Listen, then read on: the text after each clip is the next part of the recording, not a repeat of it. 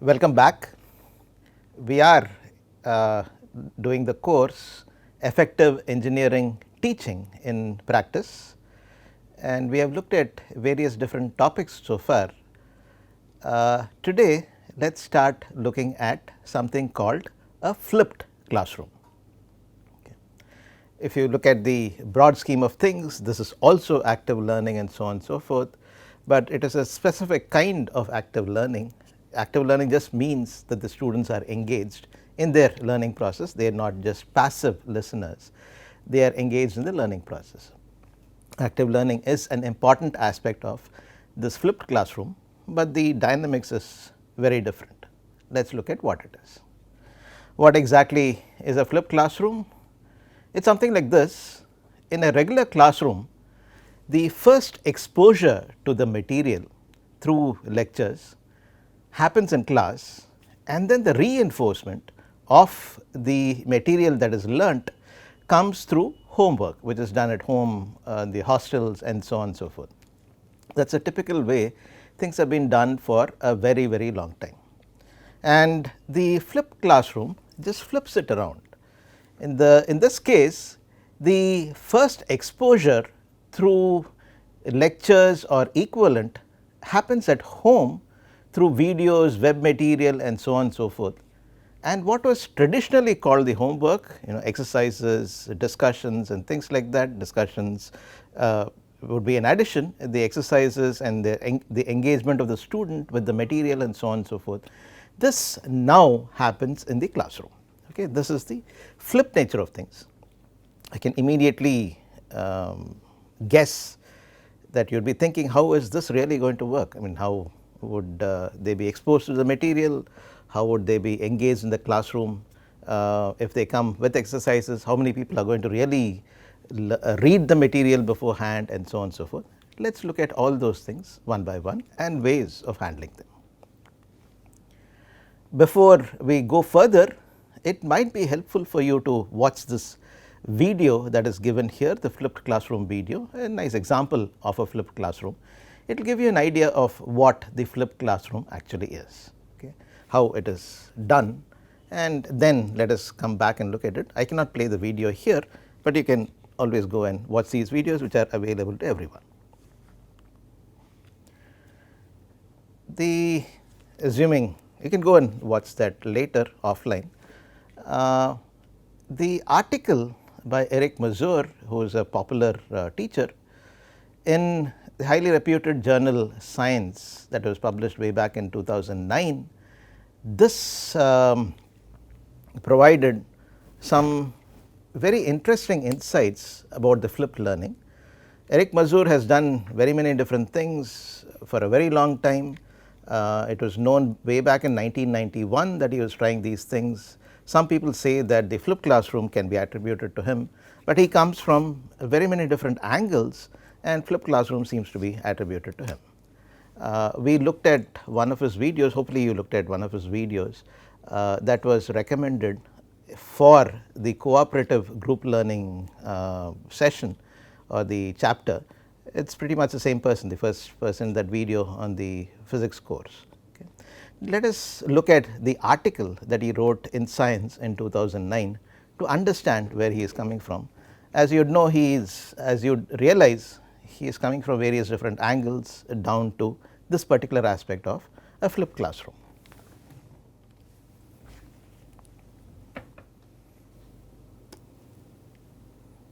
Okay, this is the journal here.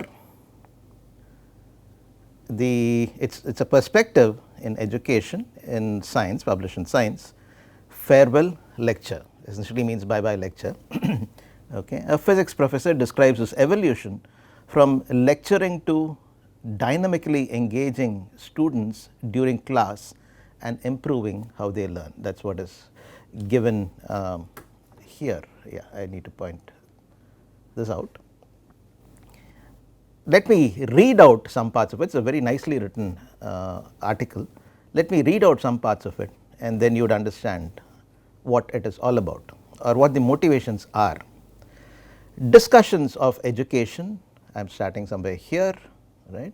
Discussions of education are generally predicated on the assumption that we know what education is. I hope to convince you otherwise by recounting some of my own experiences.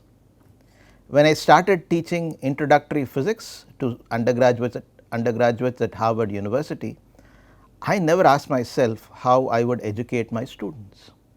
I did what my teachers had done, I lectured. I thought that was how one learns.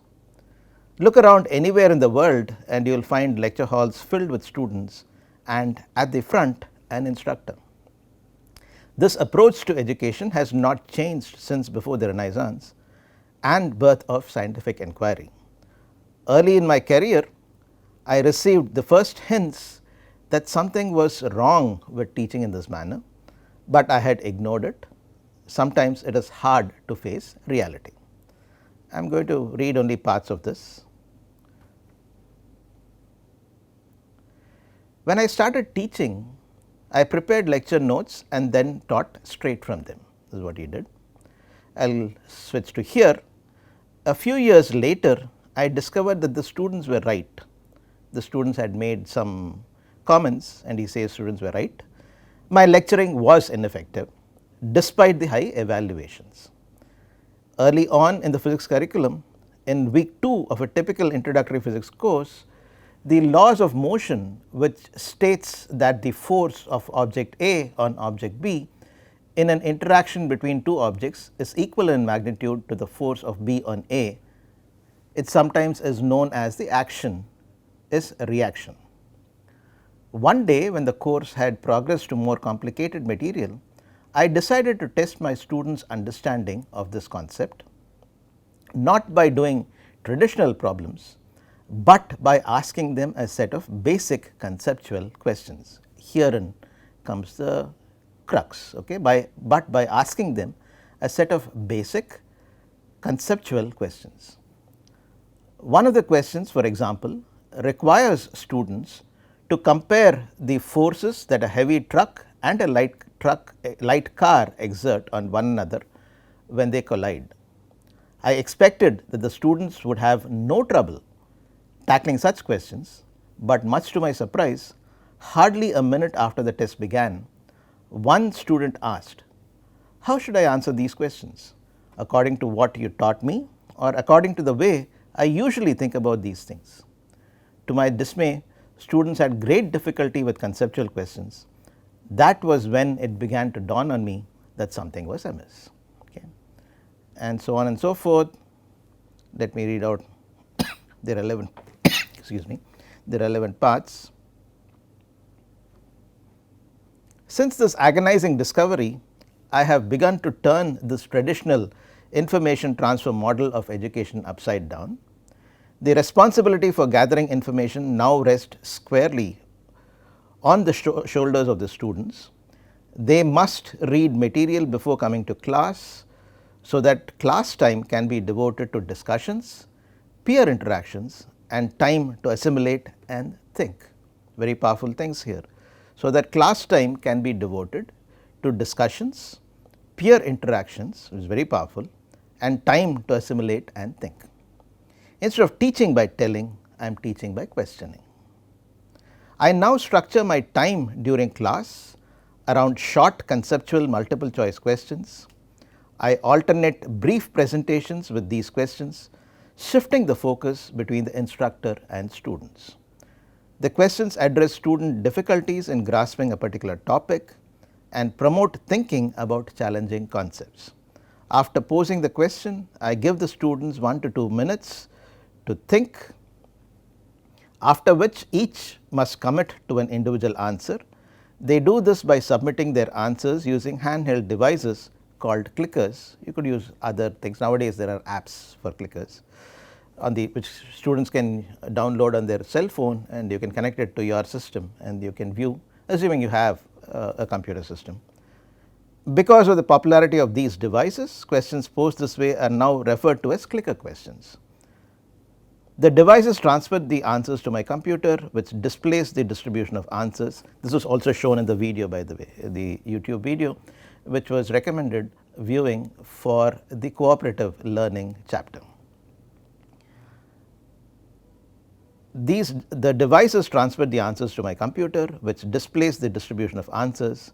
If between 35% and 70% of the students answer the question correctly, I ask them to discuss their answers and encourage them to find someone in the class with a different answer. You see the concept of think, pair, share that is coming in here. Together with teaching assistants, I circulate among the students to promote productive discussions and guide their thinking. After several minutes of peer discussion, I ask them to answer the same question again. I then explain the correct answer, and depending on the student answers, may pose another related question or move on to a different topic. It has become dynamic, and the only motivating factor is how much the students have understood, how much of the concept the students have understood. This approach has two benefits. It continuously actively engages the minds of the students, and it provides frequent and continuous feedback to both the students and the instructor about the level of understanding of the subject being discussed, okay, and so on and so forth. You can read this paper, it is available to you. And finally, let me read out this part. Data obtained in my class, I am somewhere here now, you could read this. Data obtained in my class and in classes of colleagues worldwide in a wide range of academic settings and a wide range of disciplines show that learning gains nearly triple with an approach that focuses on the student and on interactive learning. Okay, this is what we have been trying to get across, and this is well supported by evidence based. Students are given the opportunity to resolve misunderstandings about concepts and work together to learn new ideas and skills in a discipline. Most important, students not only perform better on a variety of conceptual assessments, but improve their traditional problem solving skills.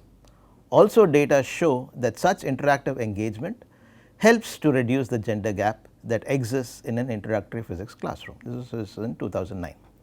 So, evidence is mounting that readjusting the focus of education from information transfer to helping students assimilate the material is paying off.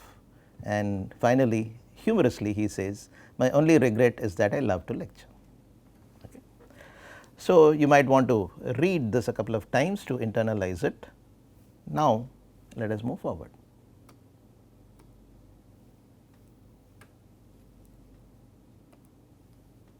Okay. This is what we discussed, the short article in the perspectives in the journal Science published in 2009.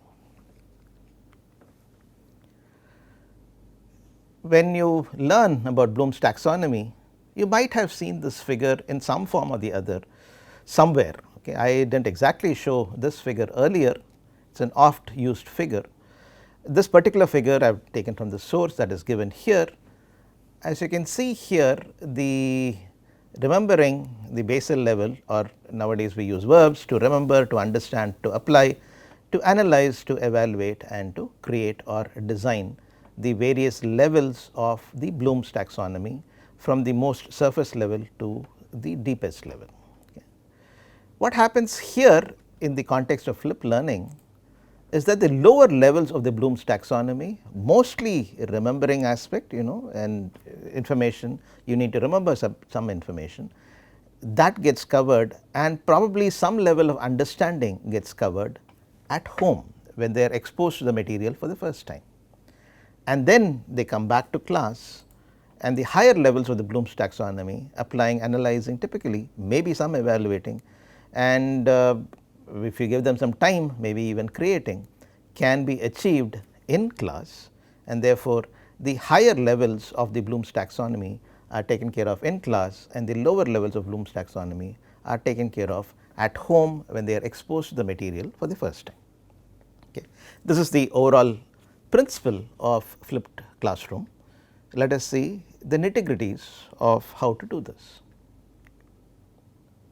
Before that, Many studies have shown significant increases in learning, as was mentioned in Eric Mazur's article, and student engagement with the flipped increases in learning and student engagement with the flipped learning technique. And this is for us who are trying it out for the first time. It may be advisable to flip a few suitable parts of the course first before one becomes comfortable with the strategy. Okay. This is always a good thing to do in whatever strategy that you try out for the first time. It is good to do some parts of it, try it out in some parts of the lecture, not cover the entire lecture completely, go all the way. Okay. That is what is recommended by some over enthusiastic administrators. It might be not so good to do that, do some parts of it, feel comfortable with it, and slowly get into it. And if you really feel the need for flipping the entire lecture, then go ahead and do it. You would be comfortable in doing it, but do some parts of it first. The essential aspects, these are the nitty-gritty details that I was talking about. There must be a reliable means for first exposure before the class. This is a very big responsibility. The instructor needs to be very clear to the students, must very clearly communicate to the students where to find the information, what exact material to be read and probably remembered, understood, and so on and so forth. And that needs to be very clear. We cannot be fussy about this. There will be a big temptation to say, go and look at this, go and read this, without giving the specifics, and that is not really done. You will have to give a very specific video, very specific information about what to cover. That is very crucial. The video lectures, for example, they could be self lectures, maybe you have recorded some, or you could have a YouTube channel for your own, maybe you have recorded some videos through your institute for that you could use, or you could use standard ones with you must identify the URL very clearly. They could be from either the NPTEL source itself or Khan Academy, which has some very nice lectures. MIT Open Courseware is another example, edX, Coursera are other examples, and there are very many different sources that are available to us today from the video lecture point of view. This could be used for the first exposure of the student at home, but it needs to be very clearly mentioned which particular aspect they need to look at, which particular video they need to look at, or which particular part of the video they need to look at. The information that you are looking at may or may not be available in this form. If it is available, then this can be used. Otherwise, it is an opportunity for you to create your own video nicely. YouTube channel for the course can be maintained, and the videos that you create can be put in there and used as first exposure material. Podcasts have been used, they could be used. Books with clearly identified chapter sections must be used. A very standard excuse or feeling of some instructors saying, you go and read this book and then come back. That is not done. You go and say this chapter, this section, for this particular lecture you come back prepared, and for every lecture you need to give them that. The lecture material can also be made available excuse me, through various means, and most importantly, this is important in terms of the nitty-gritty. If you tell them to read and come, the usual experience across the world, I have asked very many people this question, how many of your students, what percentage of your students actually read the material if you do not follow it up and so on. So, the percentage varies anywhere from 10% to up to about 40-50%, that has been the best. Okay. Students are students, and they will try to optimize their time. If there is nothing pressing, they are not going to read the material, and your entire strategy goes down the drain because they are not reading the material. And therefore, what usually works to ensure that they read is to give them a suitable incentive to ensure suitable first exposure before the class. That can be done typically by a short quiz at the beginning of the lecture on the material that they were supposed to have read before coming to class. This is good enough, and if you give them about 10% weightage for those quizzes toward the final grade or internal marks, if you do not have grades, if you have university system where you have an external and internal marks kind of a system, then you could link the internal marks to this, and that works wonders. Marks are a very big incentive for undergraduate students, and even if you do not believe in exams and marks, you could use this as incentives so as the learning improves through the flipped classroom technique. So, the best incentive for UG classes seems to be marks with an appropriate weight towards the grade or internal marks, and usually a short quiz at the beginning of the class is good enough. It is good to have a clearly planned but flexible approach to class activities. You know what you need to do, but you need to kind of change locally to address what is happening in class. That is what I mean by being flexible. You do not have to give up whatever you are trying to do, but you do not have to force whatever you are trying to do from point A to point B in a class when you are addressing the class in a flipped classroom technique. For that matter, in any classroom, but here it becomes a lot more needed. There has to be a focus on exercises that promote learning that you give in class. Typically that test the apply, analyze, evaluate and create levels of the Bloom's taxonomy. Carefully formulated multiple choice questions need some careful formulation if they need to be effective, but once they are done, that is very good. Associated probably with clicker or equivalent input would give you a much better data to work with, much better view of the class, what percentage of the class is getting it and so on. So, that is recommended. Even if you do not have the clicker thing, you could have your own means of them writing on chits of paper, giving it back to you. That is only a technological aid which improves it. Even if you do not have clickers, even if you are not set up for the appropriate apps to be downloaded on their cell phones and so on and so forth, you could use the old methods of writing on chits of paper to get that input. Only thing is that you will have to put in a little more work to get the distributions and so on, which needs to be done offline. Follow up discussion questions based on the understanding level of the class needs to be prepared. Mini lectures can be carefully placed along with the activities. Students have hopefully picked up the material, but you can reinforce the material through short lectures, maybe a few minutes, and then go on to activities. Peer instruction, as was ably demonstrated in the Mazur video, you could do that. You could present a question, you could ask students to work it out, give you the input, and then turn to their neighbors, talk to them. If they need to improve their answers or change their answers based on the discussion, they can do so, and thereby the learning keeps on improving. This is the think, pair, share method, peer instruction method. In the words of Mazur, all this work very well. Then finally, assessment of the student understanding needs to be done. Analysis of the results from the quiz at the beginning of the class would give you input. Analysis of the clicker or equivalent input methods, apps or paper, that would give you some good input. And if you are a natural teacher, or if you have a natural skill for teaching, the eyes and faces of the students are the best input that anyone can get, assuming that you can read them. Okay. All this what went on in front is for anybody, whether they have the natural skill or not, to be able to get that input. That is what was discussed earlier. Never doubt if you have a natural inclination, if you are able to read the eyes and faces of the students, that is the best thing. For anything for that matter, in a class, I scan a class, I present a concept, I scan the class, just by the way they look at me, I know whether they have understood or not. If you have that skill, please use this, please augment it by all these methods, but never ever think low of that skill. That is the highest form. Okay.